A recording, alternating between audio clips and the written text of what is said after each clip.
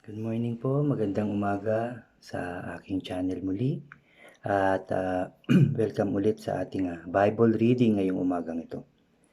So kahapon binasa natin ng 1 King ng 18 to 19.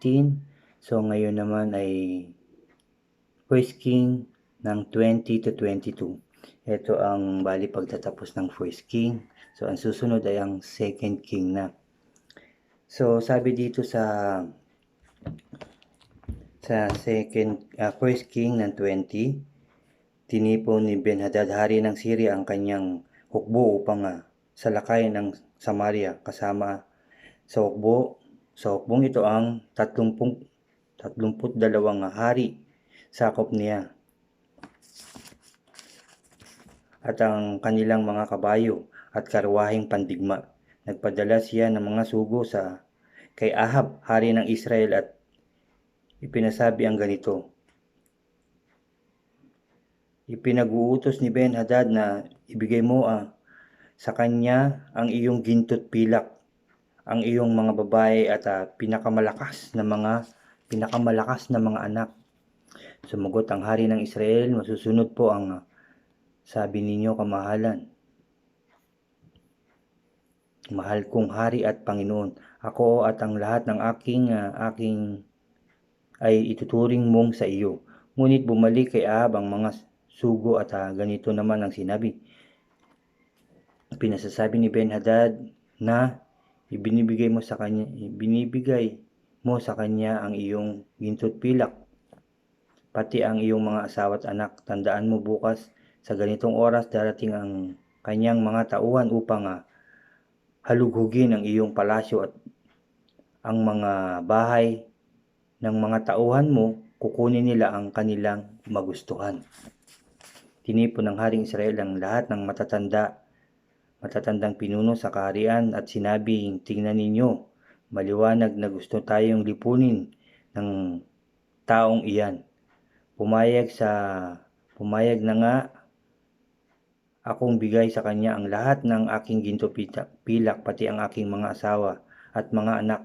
Sumagot ang matatandang pinuno at buong bayan, huwag ninyo siyang pansinin, huwag po kayong papayag. Kaya ganito ang sagot ni Ahab sa mga sugo niya ni Ben-Hadad: sabihin ninyo sa mahal na hari, lahat ng iutos niyo noon una sa inyong alipin ay gagawin ko, ngunit itong huli ay hindi ko magagawa. At umalis sa mga sugo dala ang ganitong sagot. Nagpasabi muli si Ben-Hadad, magpapadala ako ng mga tauhan wawasak sa lungsod mong ito at tatangayin nila ang mga nasira nilang bagay. Parusahan sana ako ng mga Diyos kung hindi ko ito gagawin. Sumagot ang hari ng Israel, sabihin mo kay Haring Ben-Hadad na ang tunay na sundalo ay hindi nagyayabang hanggat hindi pa natatapos ang laban. Nasa kanyang tolda noon si Ben-Hadad at nakikipag-inuman sa mga haring kasama niya. Pagkarinig sa sagot ng iyon ay sumigaw si Ahab, salakayin ng kaaway, at humanda ang bawat isa sa pakikipaglaban. Samantala dumating noon ng isang propeta at sinabi kay Haring Ahab ng Israel, ipinasasabi ni Yahweh na huwag kang matakot sa napakalaking hukbong iyan. Sa araw na iyon ay pagtatagumpayin kita laban sa kanila at malalaman mong ako si Yahweh. Sino ang sasalakay? Tanong ni Ahab. Sumagot ang propeta, ang mga kabataan kawal na nasa ilalim ng mga pinuno ng mga lalawigan. At sino ang mamumuno sa laban, sabi. Tanong muli ni Ahab. Kayo, tugon ng propeta. Tinipon nga ni Ahab ang mga kabataan kawal ng mga pinuno ng mga lalawigan. May 332 lahat. 232 lahat. Pagkatapos tinipon din niya ang hukbo ng Israel na may 7,000 kalalakihan. Pagdating ng katanghalian. Pagdating ng katanghaliang tapat, samantalang si Ben-Hadad ay ang 32 hari na kasama niya ay nagtipon sa kanilang tolda, lumusob ang mga Israelita sa pangunguna ng mga kabataang kawal. May nagsabi kay Ben-Hadad, "May lumusob." Sabi ganyan, "May lumabas pong mga lalaki mula sa Samaria." At sumagot siya, "Hulihin sila ng buhay, anuman ang kanilang pakay, kapayapaan man o labanan." Sumalakay nga mula sa lungsod ang mga kabataang kawal, kasunod ang buong hukbo ng Israel.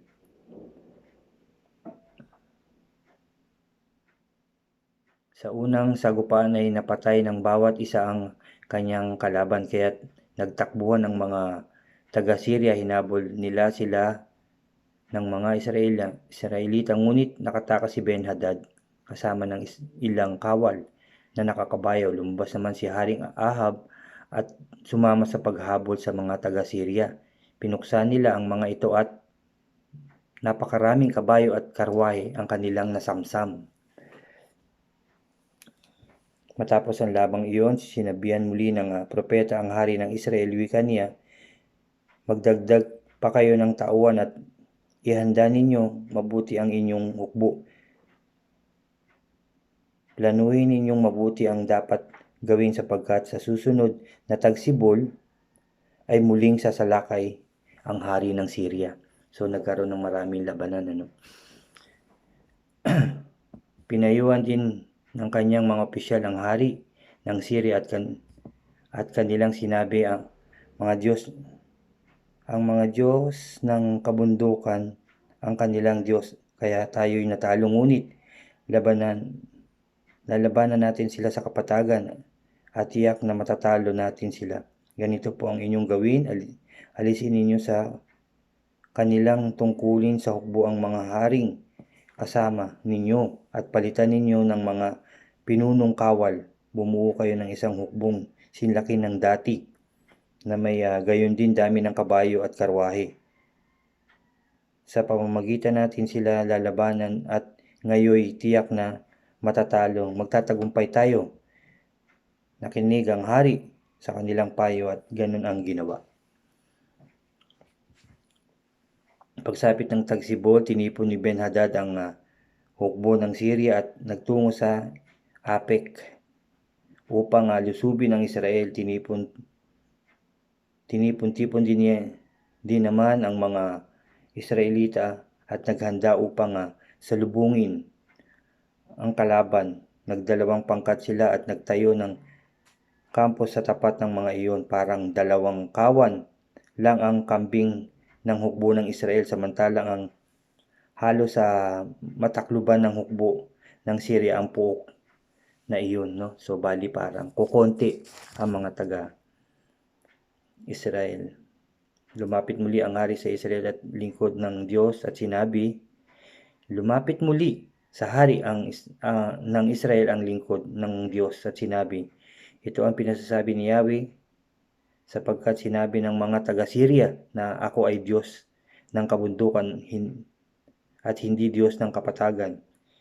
Ipalulupig ko sa inyo ang hukbo. Iyan sa kabila ng kanilang dami at lakas. Makikita ninyo ngayon na ako nga si Yahweh. 7 araw silang nagmanman sa isa't isa. Nagsimula ang laban sa 7 araw. Sa araw na iyon, 100,000 kawal ang napatay sa hukbo ng Syria. Tumakas ang mga natirang buhay at pumasok sa lungsod ng Apek, ngunit gumuho ang pader ng lungsod at 27,000 pa ang natabunan. Nakatakas muli si Ben-Hadad at nagtago sa isang silid sa loob ng lungsod. Sa gayong kalagayan, nagsabi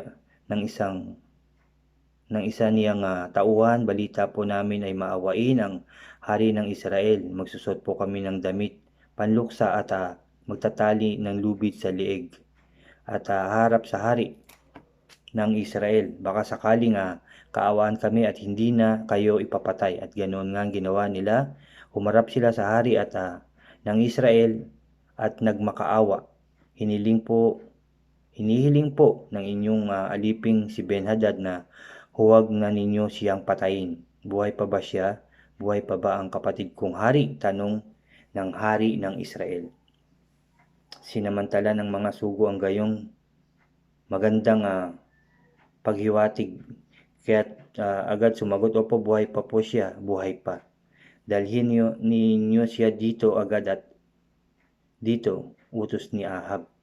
Pagdating ni Ben-Hadad, pinasakay siya ni Ahab sa kanyang karwahe. Sinabi nun ni Ben-Hadad, isa sa uli ko sa iyo ang mga lungsod na inagaw ng aking ama sa iyong ama. Maaari kayong magtayo ng pamilyan sa Damasco tulad ng itinayo ng aking ama sa Samaria. Sumagot naman si Ahab, sa ganitong kondisyon, pinapalaya ko na kayo. Nangyari nga ang kasunduan at pinalaya na sila ni Hadad. Sa utos ni Yahweh, hiniling ng isang alagad ng mga propeta na isa niyang kasamaan, sugatan mo ako, subalit tumanggi ito, kaya sinabi niya,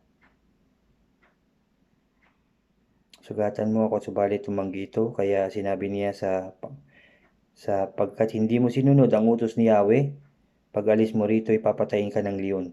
Hindi pa nakakalayo ang sinabihan ay nakasalubong at napatay nga siya ng leon. Nakita ng ibang kasamaan ang alagad ng mga propeta at ito naman ang kanyang pinakiusapan. Sugatan mo ako, wika niya, at ginawa naman ng pinakiusapan at hinilingan sa kanya.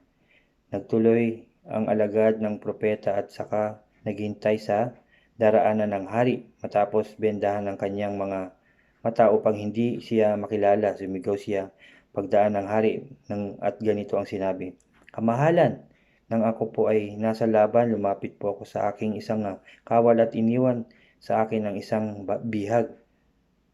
Ang sabi niya, alagaan mo ang bihag na ito kapag siya ay nakatakas.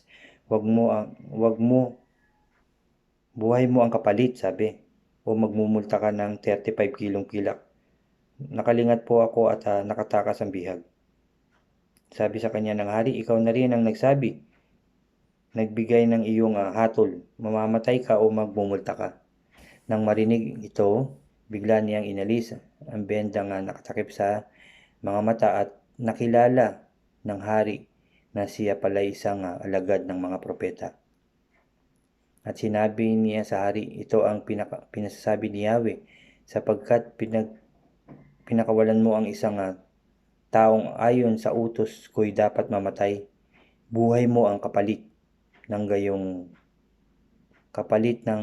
kanyang buhay, at bayan mo ang kapalit ng kanyang bayan. Bumalik sa Samaria ang hari, nababahala at masama ang loob. So marami pang nangyari dito, no? Ang haba pala ng ang haba nito. So yun nga nangyari, malapit sa palasyo ni Haring Ahab, si Jezreel sa Samaria, ay may isang ubasan na pag-aari ni Abot. Isang araw sinabi ni Ahab kay Nabot, ibigay mo sa akin ang iyong ubasan, gawin kong taniman ng gulay sapagkat malapit ito sa aking palasyo. Papalitan ko ito ng mas mainam na ubasan, o kung gusto mo naman bayaran ko na lamang ito sa tamang halaga. Ngunit ganito ang naging sagot ni Nabot, minana ko po sa aking mga ninuno ang ubasang ito, hindi papayagan ni Yahweh na ibigay ko ito sa inyo, sabi ganyan. Kaya umuwi si Ahab na malungkot, hindi ito kumain, no?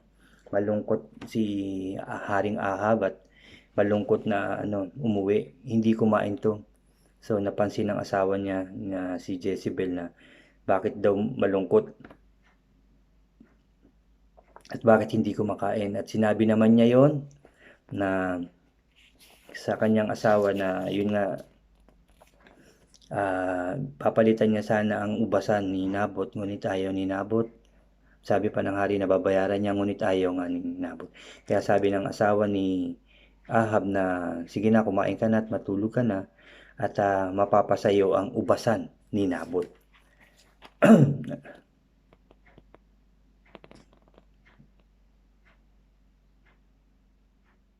No, sabi tapos alam niyo ba ang ginawa ni Jezebel dun kay Nabot? Ginawan nila ng paraan, ano, nagkaroon sila ng malaking okasyon at nagbayad sila ng 2 taong sinungaling, si Jezebel, no, para sabihin na nagkasala daw si Nabot sa Diyos at sa hari. So, ang ginawa dun kay Nabot, inalis, dinala dun sa isang lugar at pinagbabato hanggang sa mamatay. Pero yun ay kagagawa na naman ng asawa ni Ahab na si Jezebel. Kaya umagos ang dugo nung ninabot, no. Sinabi ni Ahab kay Elias, nakita mo na naman, nagkita sila pumunta inutusan na naman ng Diyos si Elias na pumunta kay Ahab.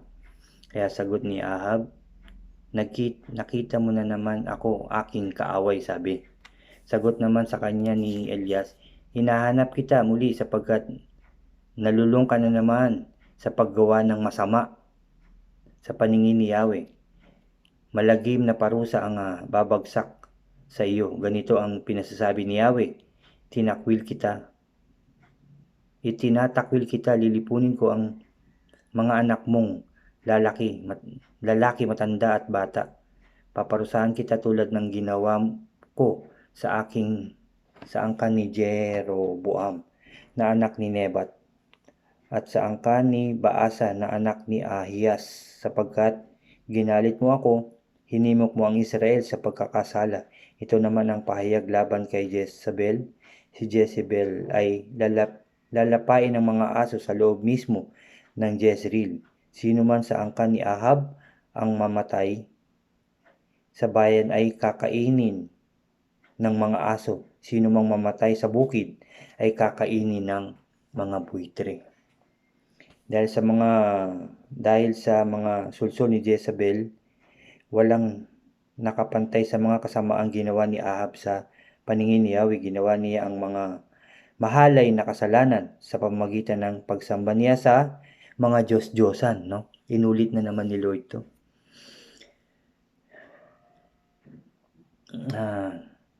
Kasalanan sa pamamagitan ng pagsamba niya sa mga Diyos-Diyosan gaya ng mga Amoreo na pinalayas ni Yahweh noong pumasok ang bayang Israel sa lupain ito.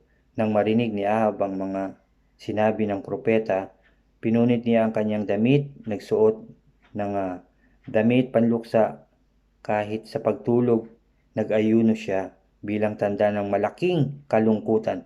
Kaya sinabi ni Yahweh kay Elias, napansin mo ba kung paano nagpakumbaba sa harapan ko si Ahab? Sapagkat nagpakumbaba siya, hindi ko itutuloy ang parusa sa kanya habang siya ay nabubuhay. Ngunit pagkamatay niya, paparusahan ko ang kanyang angkan. So, sinasabi rito na pag tayo pala ay totoong nagpakumbaba, tayo'y mapapatawad. Ngunit hindi pa rin matatapos ang parusang iyon, no? Tayo'y magiging okay, pero maaring magbayad ng ating kasalanan ay yung ating ibang lahi o ibang kamag-anak, ano? So, ganun, no? O yung iba naman sa ating nababasa, siya mismo ang pinarusahan, ngunit yung susunod na salinlahi ay hindi napaparusahan ng Diyos, no? So, depende sa Diyos. Siya lang talaga nakakaalam dahil siya ay ating Diyos. 3 taon na walang laban ang Israel at Syria, ngunit sa 4 taon ay dumalo sa hari ng Israel si Jehoshaphat na hari ng Juda.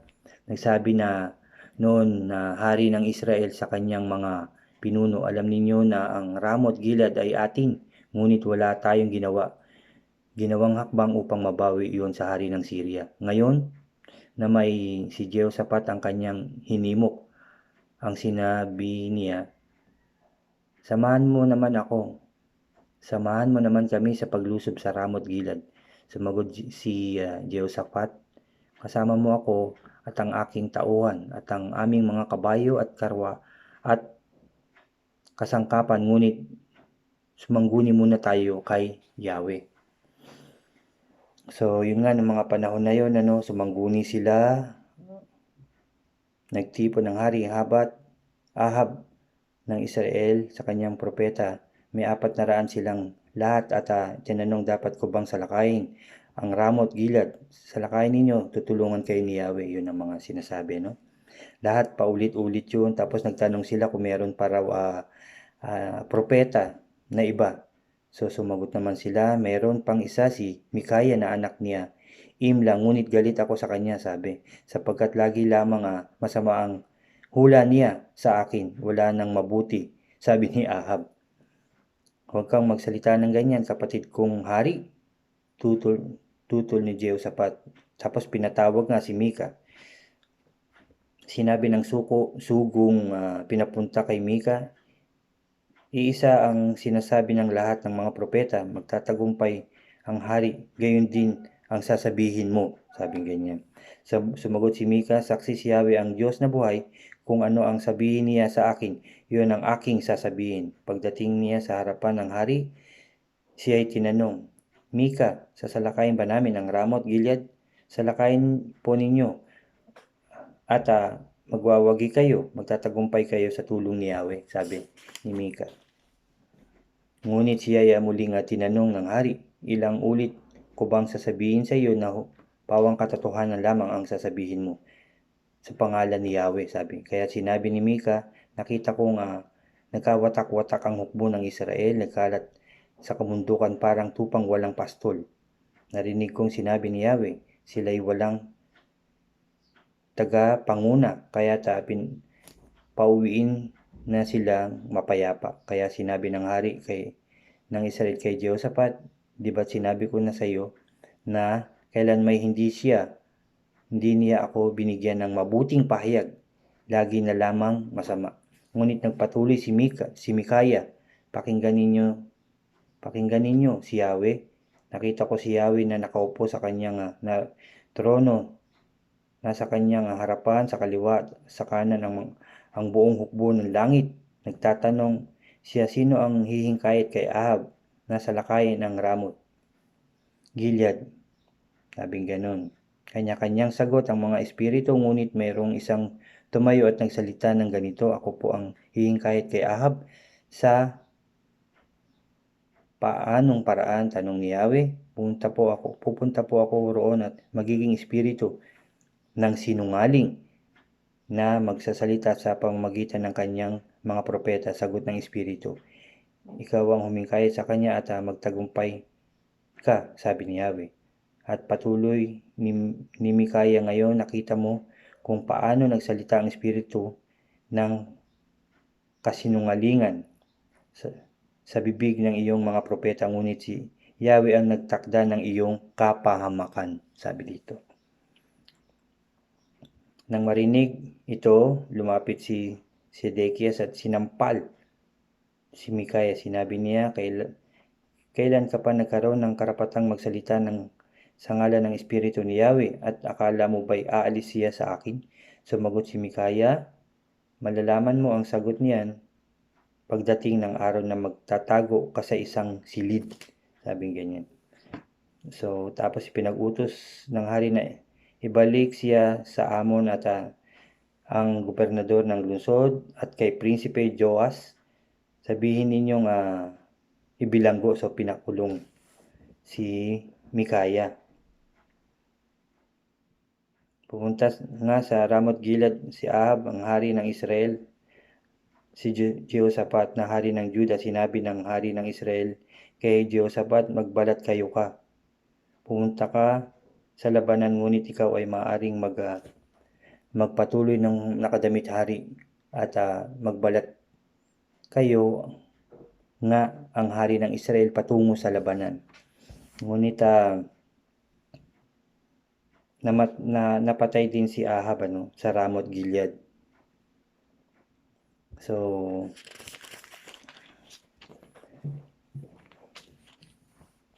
napatay si Haring Ahab.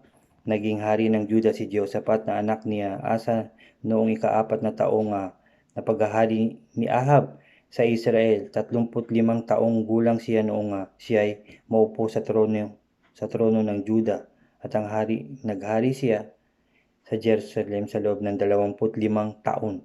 Ang kanyang ina ay si Ayuba na anak ni Simhi. Sumunod siya sa halimbawa ng kanyang amang si Asa. Ginawa niya ang mabuting sa paningin ni Yahweh, subalit hindi niya pinawasak ang mga lugar na sambahan ng mga pagano, at nagpatuloy ang mga tao sa pag-alay at sa pagsunog ng insenso.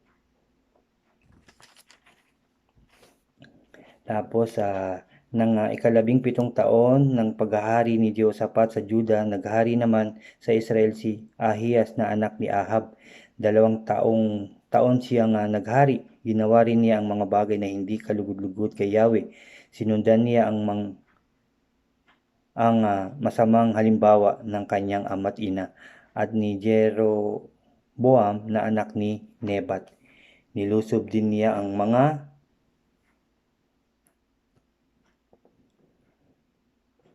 ama't ina, si Jeroboam, Nebat. Ibinunsod din niya ang Israel sa pagkakasala. Naglingkod siya at sumamba kay Baal.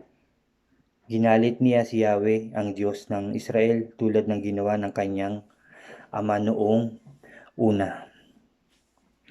So, nabasa natin na ayun nga, yung pagsamba pa rin sa Diyos-Diyosan, na ayaw ng Diyos ang ginagawa ng mga tao. Na kung sino-sinong Diyos-Diyosan, nagawa lamang ng mga tao, yun ang ayaw ng Diyos. Tapos nabasa rin natin yung paggawa ng kasalanan ay talagang may kaparusahan, Ngunit kung tayo ay hihingi ng tawad, magpapakumbaba sa ating Diyos ng totoo at taos sa ating puso, buong kaluluwa, tayo ay kanyang patatawarin o bibigyan na ng katahimikan sa ating buhay, dahil sa kanyang pagpapatawad, or bibigyan pa niya tayo ng chance na mabuhay, pero may kabayaran pa rin ang kasalanan. Pero siguro kung tayo talaga ay magpapatuloy ng kabutihan, at hindi na muling gagawa ng kasalanan, maaring maging maayos ang lahat, maaring mapatawad tayo lahat sa ating mga kasalanan, Ngunit kung tayo nagpakumbaba, pagkaraan ng mga ilang taon, tayo nakagawa na naman ng kasalanan o naulit na naman ang ating kasalanan, ano kaya sa tingin nyo ang mangyayari, Mapapatawad pa kaya talaga tayo? So, ang sinasabi lang ng Diyos na magpatuloy tayo sa paggawa ng kabutihan, magpatuloy tayo sa paghingi ng kapatawaran, magmahalan, magpatawad at magpakumbaba. Tayo'y manalangin. Aming Diyos na makapangyarihan sa lahat ng may gawa ng langit at lupa, at nagbigay ng lahat ng mayroon kami noon at ngayon, nagbigay buhay sa aming lahat. O Diyos namin makapangyarihan, salamat sa iyong mga salita na aming nabasa na naman ngayong umaga. Sa iyong mga salita na nagpapatatag sa aming pananampalataya at nagbibigay pag-asa. Nagtuturo ng dapat naming gawin. Salamat Lord, salamat Jesus, salamat Holy Spirit, O God. Salamat Lord sa iyong mga salitang aming nabasa na naman ngayon. Nawa nga Lord, ang lahat ng iyong mga salita ay lagi naming maisa puso't isipan. Lalong-lalo na maisa buhay ng bawat isa sa amin, O Diyos. Please Lord, tulungan mo kami at gabayan na lagi lamang gumawa ng mabuti, lumakad ng matuwid at sumunod sa iyong mga utos, O Diyos. Lahat ng taong inyong ginawa, O God, ay gabayan niyo. Lord, lalong-lalo na ang mga gumawa ng virus na yan.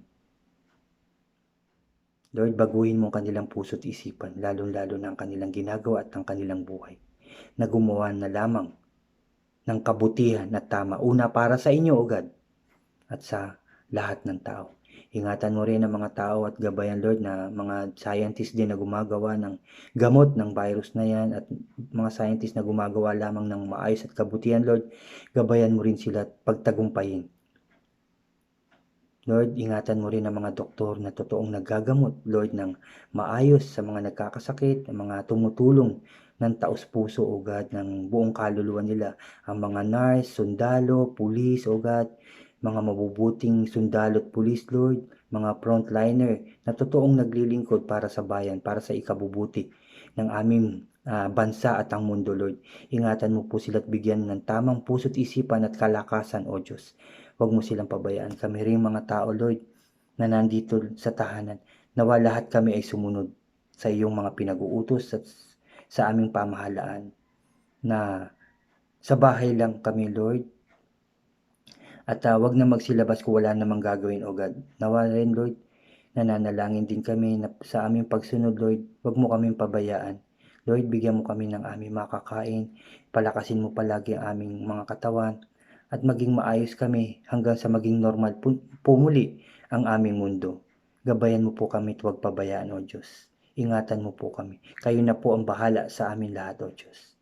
Thank you, Lord. Thank you, Jesus. Thank you, Holy Spirit. Lord, kami umaasa, nagtitiwala sa iyo, O God.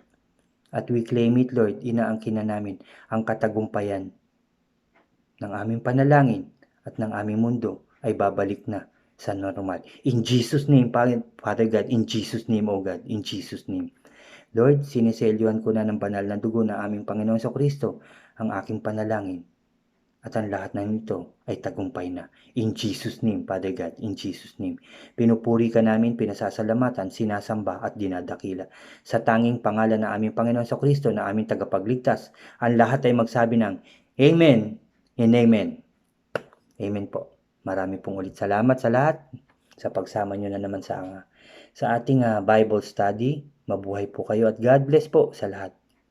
Sa mga bago po muli, huwag niyo pong kalimutan mag-subscribe and like niyo po ang ating mga videos. Click niyo na rin po yung notification bell para updated po kayo lagi. Salamat po ulit. Magandang umaga.